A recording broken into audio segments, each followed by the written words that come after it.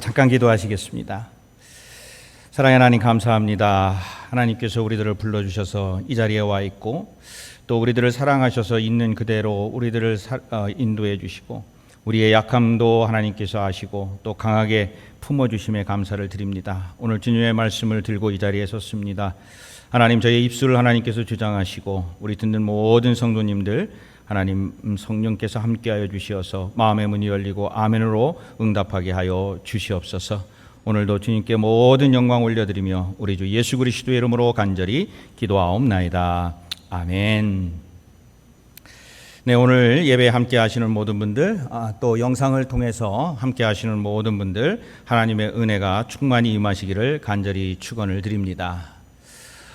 제가 한국에서 이제 서울에 있는 감리교 신학대학교를 다녔는데 그때 그 전도사 이제 교육 전도사죠. 교육 전도사를 서울 아현동에 있는 아현감리교회라고 하는 곳에서 이제 전도사 고등부 담당 전도사, 그때는 전도사라고 불렀나 잘 기억은 안 납니다만은 어쨌든 고등부 담당 전도사로 봉사를 했습니다. 당시에 제가 잘 기억이 정확한지는 모르겠습니다만 고등부만 한 200명 정도였어요. 그래서 선생님이 한 10대분이셨는데 여름 행사 중에 큰 행사가 뭐냐면 여름 수련회였어요. 그래서 이거를요 1년 내내 여름 수련회가 끝나면요 그 다음 해 여름 수련회를 또 준비를 합니다. 제가 여름 수련회를 여러 번 인도를 하고 계획을 하고 또 많은 분들을 같이 그때는 아이들만 가는 게 아니라 선생님들 플러스 이제 부모님들까지 하면 거의 한 300~400명이 이제 움직이거든요. 그럼 버스로 막 해서 이렇게 움직이는데 거기에서 제가 잊지 못할 여러 가지가 있지만 그 중에 하나가 뭐냐면 여름 수련회를 인도할 때에 오늘 이 본문으로 사실 이 설교를 많이 하는데 이 본문으로 제가 설교를 하고 난 후에 일어났던 일들이 하나 있어서 오늘 기억이 나서 함께 나누려고 합니다. 물론 그 당시에 제가 어떤 이야기로 우리 이 고등부 아이들에게 말씀을 전했는지는 잘 기억은 나지 않습니다. 그런데 그날 이제 수련회 설교를 마치고 다 마친 다음에 함께 이제 식사를 하느라고 식당에서 식사를 하는데 한 여학생이 여러분 그 식판 있잖아요. 수련회 가면 식판에 이제 밥국 김치 해가지고 가지고 오는데 저희들이 앉아 있는 곳으로 한 여학생이 식판을 가지고 저희들 테이블로 왔어요. 아마 고등학교 2학년이나 3학년쯤 된 것 같은데 지금은 권사님이 되셨어요. 이분이. 근데 이분이 저한테 이 여학생이 이렇게 이야기를 합니다. 전도사님, 오늘 너무너무 은혜를 받았습니다. 근데 조그마한 고등학생이 무슨 은혜를 받았다고 그렇게 얘기하는지 그래서 물어봤습니다. 아니 무슨 은혜를 그렇게 받았는가라고 물어보니까 자기는 항상 핸드캡이라고 하면 핸드캡인데 항상 수치스러움을 가지고 살았다고 그럽니다. 근데 이 설교를 들은 다음부터 자기는 자유함을 얻었다 그렇게 이야기를 해요. 그래서 그게 무슨 말인가 보았더니 그 아이가 이야기를 했습니다. 이 손등에 큰 점이 있는데 이것이 늘 수치스러워서 그 여름 뜨거운 여름에도 손수건으로 이 손을 항상 감고 다녔다 그렇게 이야기를 했습니다.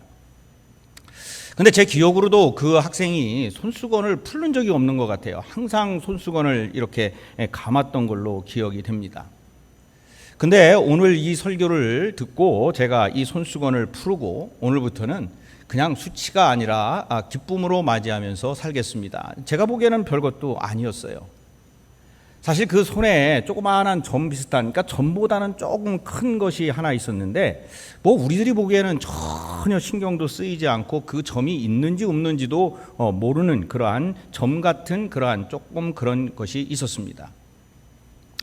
근데 이 여학생에게는 그것이 무척 큰 핸디캡으로 여겨졌던 것 같습니다. 그래서 집에서는 괜찮지만은 교회에 나오든 어디에 가든지 간에 그 여름에도 누가 보면 어쩌나 그래서 이 손수건으로 항상 자기의 손을 감고 다녔다 하는 겁니다. 사실 누구나 남에게 내놓고 싶지 않은 무엇인가가 우리에게 있습니다. 예민한 이 여학생에게는 그 손등에 있는 점이 어쩌면은 우리는 별거 아닌데 굉장히 그 아이에게는 신경 쓰이는 그러한 핸디캡이었을지도 모르겠습니다. 어쩌면은 그것이 상처이기도 하고 어떤 때에는 그것이 또 자기를 다른 사람에게 보이고 싶지 않은 그러한 숨기고 싶은 것인지도 모르겠습니다.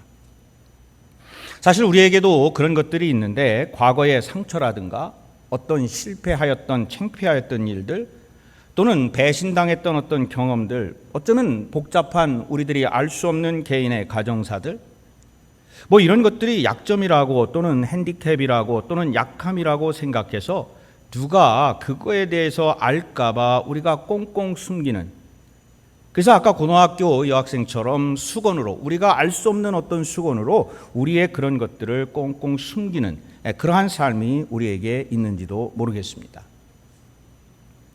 아마 여기에 계시고 또 영상을 통해서 예배드리시는 분들도 지금 생각해 보면은 아마 그런 것이 한두 개쯤은 다 가지고 있을 겁니다.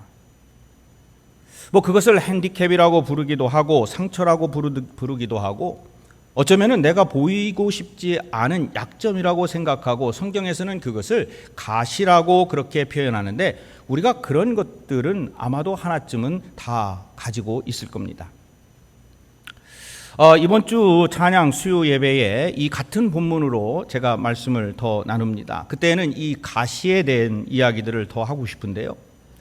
혹시 우리 성도님들 우리가 수요 예배는 공개적인 유튜브로 나가지를 않고 우리 성도님들이 등록하신 분들 그 전화번호가 있는 분들에게만 유튜브로 링크를 한 7시 25분쯤 저녁에 수요일 날 보내드려서 우리가 실시간으로 예배 드릴 수 있도록 그렇게 하고 있습니다.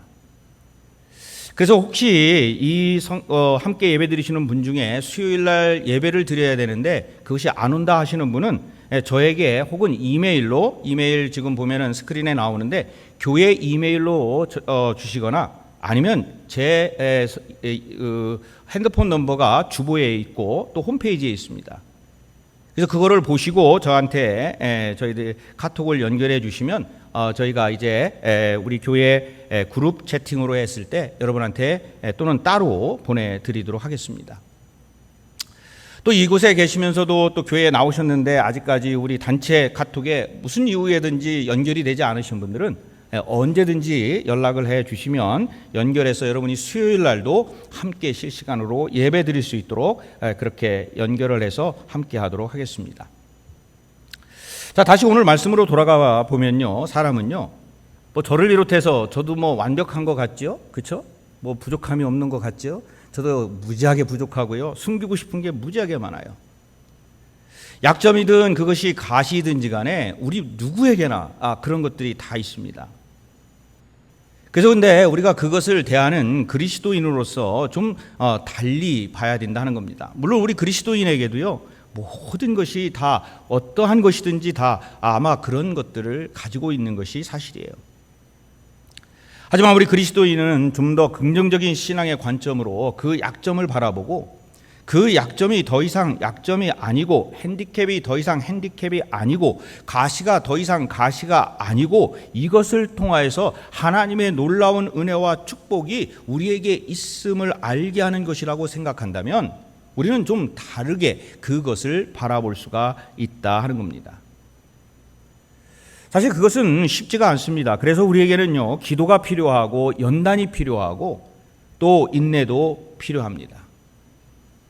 분명한 한 가지는 모든 것들을 십자가 앞에 내려놓고 그리고 그것이 이제는 핸디캡이나 약점이나 열등의식이 아니라 하나님을 향한 내가 축복받았음을, 은혜가 충만함을, 이것이 족하다라고 하는 그것을 하나님께 아리면서 살아가는 그러한 마음으로 살아가야 한다는 겁니다.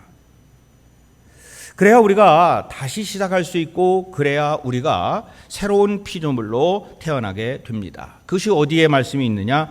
고린도후서 5장 17절에 보면은 그런 말씀을 합니다. 누구든지 그리스도 안에 있으면 새로운 피조물이라 이전 것은 지나갔으니 보라 새 것이 되었도다. 그래서 우리가 예수 그리스도를 믿고 예수 안에 있고 예수 그리스도 때문에 다시 살았다고 한다면 지나간 것들은 그리스도 안에서 누구든지 그리스도 안에서 새로운 피조물로 이전 것은 지나갔고 새로운 것으로 새로운 일들을 행할 수 있도록 살아가야 되는 것이 우리 그리스도인의 삶의 태도입니다. 그래서 기독교는 하나님 앞에서 우리의 약한 것과 불완전한 것을 오히려 자랑하면서 살아가고 우리의 약점과 불완전한 것에 대해서 솔직히 하나님께 아뢰고 하나님께서 그 약점을 채워주심을 믿고 그 능력을 공급받아 살아가는 것, 그것이 바로 그리스도인의 삶이라고 성경은 우리에게 가르치고 있습니다. 오늘 읽은 본문 고린도후서 12장 5절에 보면은 바울이 이렇게 말씀을 합니다. 나를 위하여 약한 것들 외에 자랑치 아니하리라. 이 바울이라는 사람은 자랑할 게 그렇게 많았음에도 불구하고 내가 자랑할 것은 내가 약하다, weakness, 무엇인가 부족하다, 그 모든 것을 하나님 앞에 내려놓고 그 하나님 앞에 내가 약함을 자랑함으로 그 하나님께서 일하실 수 있도록, 그 하나님께서 약한 것을 강함으로 채워줄 수 있도록 하나님께서 그 부족함을 채워줄 수 있도록 하는 것이 바로 바울의 신앙이었습니다. 그러면 왜 바울은 또 우리 기독교인들은 이 연약하고 불완전한 것들을 자랑으로 이렇게 내놓아야 될까? 결론부터 말씀드리면 그 이유는 우리가 믿는 하나님께서 스스로 약함을 고백하는 우리들에게 불쌍히 여기시고 언제든지 우리의 약함까지도 유용하게 쓰시고 그리고 그 약함을 강하게 만들어주기 때문에 그 약함을 하나님 앞에 내려놓아야 된다는 겁니다. 그래서 우리는 우리가 가지고 있는 것들, 자꾸 자랑할 것들, 다른 사람들에게 보여줄 것들, 그리고 내가 강한 모습을 보여준다고 한다면 그 우리들의 삶 속에 하나님이 개입하실 수 있는 그 공간이 있지가 않아요. 그래서 우리는 하나님 앞에 모든 것을 내려놓고 하나님께서 주시는 그 복음을 받고 그리고 생명의 말씀으로 살아가는 것, 그것이 뭐냐? 하나님의 은혜입니다.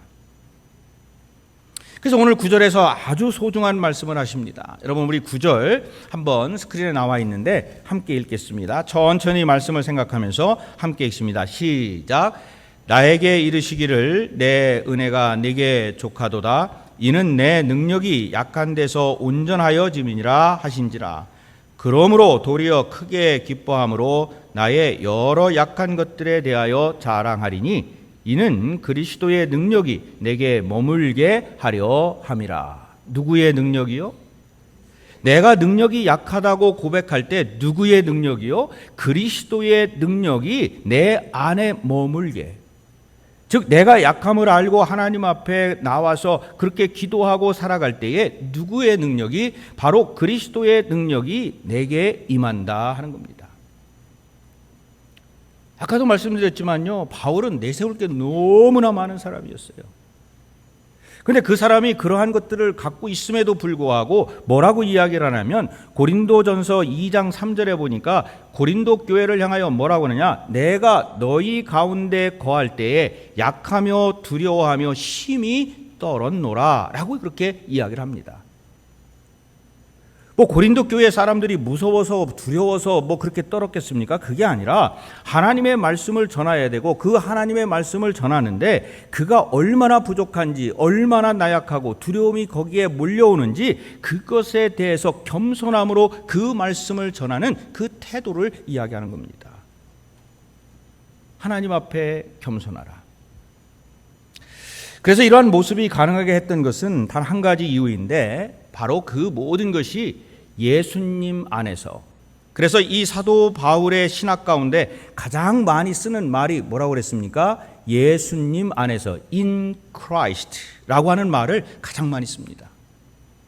그래서 뭐라고 얘기하시냐면 그리스도 안에서 존재하라, 그리스도 안에 있을 적에 새로운 피조물이 된다. 그래서 모든 이 사도 바울이 이야기할 때 가장 핵심을 이루는 것이 뭐냐? in Christ, 예수 그리스도 안에서. 그래서 신학자들이 이 바울의 신학을 한마디로 이야기하면 in Christ theology, 즉 그리스도 안에서의 신학이라고 그렇게 이야기를 합니다. 그래서 이 바울의 서신들을 읽어보면 많은 곳에서 나는 나에게 능력 주시는 자 안에서 모든 것을 할 수 있다. 누구 안에서요? 나에게 능력 주시는 예수 그리스도 안에서 I can do everything in Jesus Christ. 모든 것을 in Jesus Christ I can do all 이라고 매번 그렇게 말씀을 합니다. 한 번 더 그것에 대해서 말씀을 드리면 빌립보서 4장 13절에서 이렇게 이야기를 해요. 내게 능력 주시는 자 안에서 내가 모든 것을 할 수 있느니라. 그래서 이분의 이 모든 서신을 읽어보면 예수 그리스도가 중심이 되고 그 예수 그리스도 안에서 우리의 어떤 약함과 가시가 있다 할지라도 그것을 영적으로 그 예수 안에서 그 음성을 듣고 그리고 강함을 얻어서 살아갈 수 있도록 이 모든 이들에게 그 말씀을 전하고 있습니다. 예수 안에서 in Christ 강한 자로 여겨지는 것. 어제 새벽 기도에서도 제가 말씀을 드린 것 같아요. 그렇죠? 약한 어떤 약점이 문제가 아니라 그것을 어떻게 바라보느냐라고 하는 태도가 우리들한테는 문제라는 거예요. 내 스스로 내가 약하다고 인정하면 나의 약함을 알고 그리고 내가 어디엔가 문제가 있고 어디엔가 내 스스로 몸이든 뭐든 간에 병이 있다라고 생각을 하면은 그것을 빨리 알고 하나님께 알아야 돼요. 그래서 그 모든 어떤 약함이나 또는 그러한 것들이 이것이 그냥 문제로 끝나는 것이 아니라 그것을 통하여 우리가 강함을 얻을 수 있도록 우리의 눈을 뜰 수 있는 그러한 모습들을 보여줘야 됩니다. 그래서 성경은 우리에게 늘 이렇게 말씀합니다. 너희의 연약함을 오히려 자랑스럽게 고백하라. 네가 연약한 것을 네가 인정하라. 네가 연약한 것을 깨달으라. 그럴 때 누가 그 일들을 하시느냐? 하나님께서 그를 강하게 하신다 하는 겁니다. 여러분, 우리가 새벽기도 얘기를 나왔으니까요. 많은 분들이 새벽기도가 모든 일들이 잘 되거나 모든 일들이 우리가 생각하는 그러한 것대로 다 풀려나가면 거의 새벽기도 잘 안 나오세요. 근데 교회가 어렵거나 내 삶이 어렵거나 내가 무엇인가에 어려움이 있고 내가 이 일을 해결할 수 없는 약함이 있다고 한다면 우리가 더 하나님께 매달리는 것을 여러분이 아마 여러분 자신이 더 잘 아실 거예요. 우리는 약함이 있을 때 오히려 하나님께 붙들려 살아갑니다. 그리고 우리는 그것을 귀를 기울여서 경청하고 우리가 부족할 때 하나님께 예수 그리스도 안에서 in Christ 하나님께 귀를 기울이는 그러한 삶을 살아가는 것이 중요하다는 겁니다. 여러분, 음악의 성인이라고 하는 그러니까 악성이라고 불리는 누군지 아시죠? 작곡했던 독일의 작곡가 루트비히 벤 베토벤이라고 하는 사람입니다. 여러분, 아마 이 음악, 저 클래식을 굉장히 저도 좋아하는데 이분의 음악을 많이 듣습니다. 근데요, 여러분 다 아실 거예요. 이분이 많은 작품들을 남겼는데 그 작품 중에 위대한 작품들은 전부 거의 다가 귀가 안 들릴 때 작곡한 곡들이 이분의 명작들이에요. 그분의 나이가 25살쯤 되었을 때부터, 그러니까 1795년부터 이분이 점점 청력이 안 들리기 시작을 했어요. 그러다가 그 후 한 3년쯤, 그러니까 나이가 한 28살 될 때부터 급속도로 청력이 나빠져가지고 이제 1798년도 이후에는 아예 거의 다 들리지가 않았습니다. 근데 유명한 베토벤의 교향곡 1번부터 9번까지가 다 이 귀가 안 들린 이후에 작곡되었다는 거예요. 여러분 혹시 1번부터 9번 나중에 한번 찾아보세요.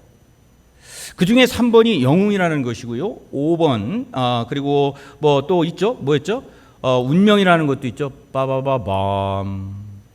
그리고 9번이 있어요. 합창이라는 건데, 그리고 또 협주곡 5번 같은 경우에는 황제, 그리고 오라토리오, 감람산의 그리스도. 여러분 한번 나중에 꼭 찾아보시기 바랍니다. 전부 다 귀가 안 들릴 때 이걸 작곡한 거예요.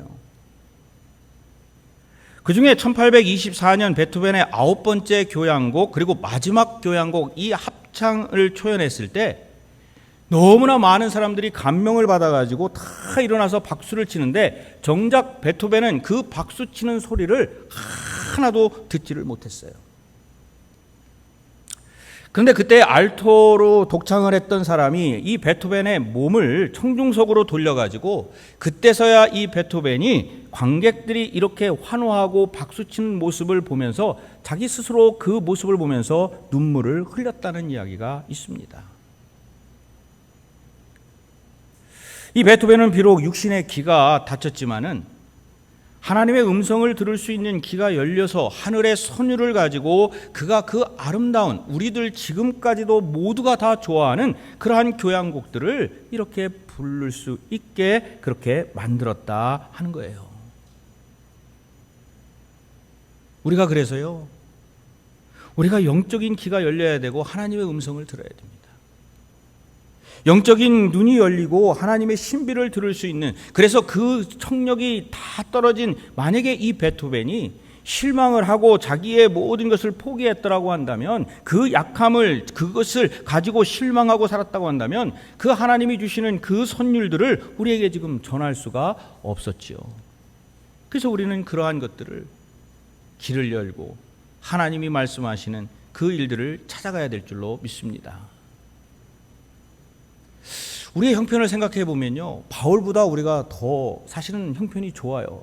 그 바울은요, 막 감옥에 갇히고 막 맞고, 그리고 사람들로부터 막 침뱉음을 당하고요. 그리고 또 이 베토벤을 보면은 베토벤보다도 어쩌면 우리는 지금 더 좋은 형편 아니겠습니까? 그래도 우리는 들을 수 있는 귀가 있고 말할 수 있는 입이 있어요. 근데 이 사람은 들을 수 있는 귀를 잊어버리고 그리고 자기의 표현도 제대로 할 수 없는 그러한 삶을 살았던 사람이에요. 근데 어떤 상황에서도 그들이 하나님을 의지하고 살아갈 때에 내가 약한 그때 강함이 되리라 라고 하는 그 말씀을 가지고 그들이 주님의 은혜로, 주님의 축복으로, 주님의 능력으로 그 많은 일들을 감당하게 된 줄로 믿습니다. 바로 우리도 하나님의 그 은혜 안에서 많은 일들을 감당하게 될 줄로 믿습니다. 제가 사진 한 장을 보여드리겠습니다. 여러분, 이 사진 기억나십니까? 작년 7월 1일 제가 여러분들을 처음 만났던 날이에요. 토요일입니다. 그때 청소를 하러 와서 여기에서 우리 친교실에서 찍은 사진이 바로 저 사진입니다. 그러고 보니까 1년이 지나갔어요. 많은 분들이 수고와 헌신과 기도로 정말 이 교회가 하나님께서 기뻐하시는 교회로 세우기 위해서 얼마나 많은 사람들이 눈물로 기도하며 그 일을 감당했는지 몰라요. 우리들의 약함과 그리고 우리들의 정말 그 쓰라린 그 상처를 더듬으면서 우리는 그것이 약한 것이지만은 하나님께 정확하게 하나님 저희들 도와주시옵소서. 하나님께서 저희들을 불러주시고 우리들의 영적인 눈이 뜨게 하여 주시옵소서. 하나님께 매달리면서 기도하고 함께 하였을 때 내가 약한 그때에 강함이 되게 하신다는 그 말씀을 믿고 우리는 오늘날까지 오게 된 줄로 믿습니다. 우연이 됐을까요? 모든 것이 하나님의 은혜인 줄로 믿습니다. 하나님께서는 우리에게 이 모양 저 모양으로 우리를 불러서 쓰세요. 우리의 과거에 뭐가 어떻다라고 하는 거, 어떤 실패가 어떻다라고 하는 거, 우리가 상처가 무엇이라고 하는 거, 우리의 어리석음이 무엇이라고 하는 거, 우리보다도 더 잘 아시는 분이 누구십니까? 하나님이시라는 거예요. 근데 그 하나님께서 우리를 불러서 여기에서 함께 예배드릴 수 있게 하시고 함께 형제 자매가 되게 하시고 누구의 이름 아래? In Jesus Christ. 예수 그리스도 안에서 우리가 함께 할 수 있다고 하는 것, 이것이 은혜고 축복이요 하나님의 은혜인 줄로 믿습니다. 우리가 약해요. 우리가 약해요. 우리가 상처가 있습니다. 무엇인가 나에게 상처로 가지고 있는 나에게 어떤 이야기가 들리면 나에게 또 상처가 됩니다. 숨기고 싶어요. 말하고 싶지도 않습니다.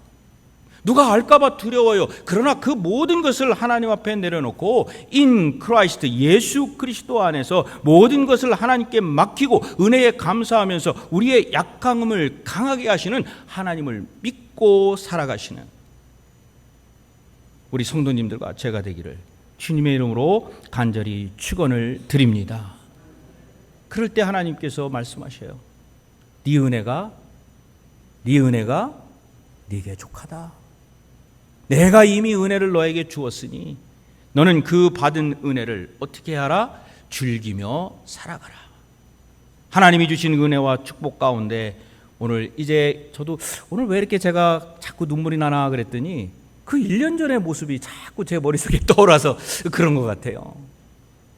그러나 하나님께서 치유하시고 하나님께서 함께 하시고 오늘 이 찬양팀이 부르는데도 찬양 부르는데 자꾸 눈물이 나서 아주 혼났어요.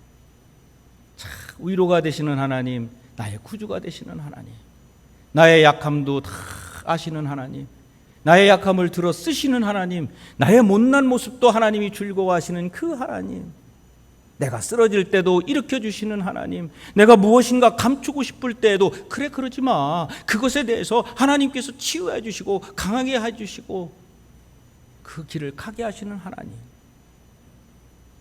바로 그 하나님이 계시기에 오늘도 우리는 살아있고 오늘도 우리는 찬양하고 오늘도 우리는 경배하면서 살아가게 될 줄로 믿습니다. 그러한 축복이 저와 우리 모든 성도님들에게 임하시기를 다시 한번 간절히 축원을 드립니다. 저희들 통성으로 함께 기도하시겠습니다.